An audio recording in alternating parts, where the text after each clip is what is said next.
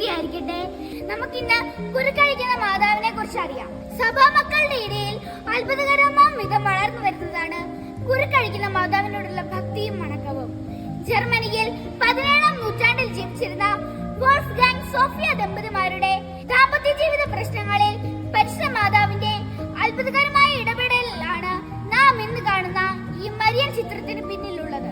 തന്റെ വിവാഹ ജീവിതത്തിലെ പ്രശ്നങ്ങൾ പരിഹരിക്കുവാൻ പ്രാർത്ഥന ആവശ്യവുമായി വോൾഫ്ഗാങ് ഫാദർ ജേക്കബ് റേമിനെ സന്ദർശിക്കുകയും തങ്ങളുടെ വിവാഹ റിബൺ അച്ഛനെ ഏൽപ്പിക്കുകയും ചെയ്തു. തികഞ്ഞ മാതൃഭക്തനായ റേമച്ചൻ ആശ്രമ ചാപ്പലിലെ മഞ്ഞമാതാവിന്റെ മുൻപിൽ ആ റിബൺ മാതൃസന്നിധിയിലേക്ക് ഉയർത്തി പ്രാർത്ഥിച്ചു. അത്ഭുതമെന്ന് പറയട്ടെ, റിബണിന്റെ കെട്ടുകൾ ഓരോന്നായി അഴിഞ്ഞു തുടങ്ങി. അതിന്റെ നിറം തൂവെള്ളയായി മാറി. പിന്നീട് വോൾഫ്ഗാങ്ങിന്റെ ജീവിതം പരിശുദ്ധ അമ്മ ഏറ്റെടുക്കുകയായിരുന്നു.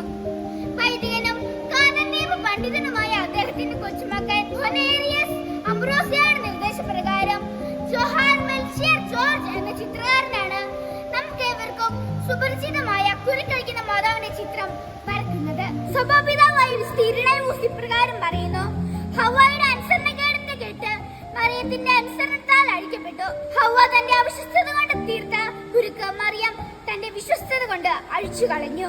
നമുക്കുണ്ടാകുന്ന പ്രശ്നങ്ങളും നമുക്ക് കുരുക്കഴിക്കുന്ന മാതാവിന്റെ കയ്യിൽ കൊടുക്കാം. ദൈവം നിങ്ങളെ അനുഗ്രഹിക്കട്ടെ.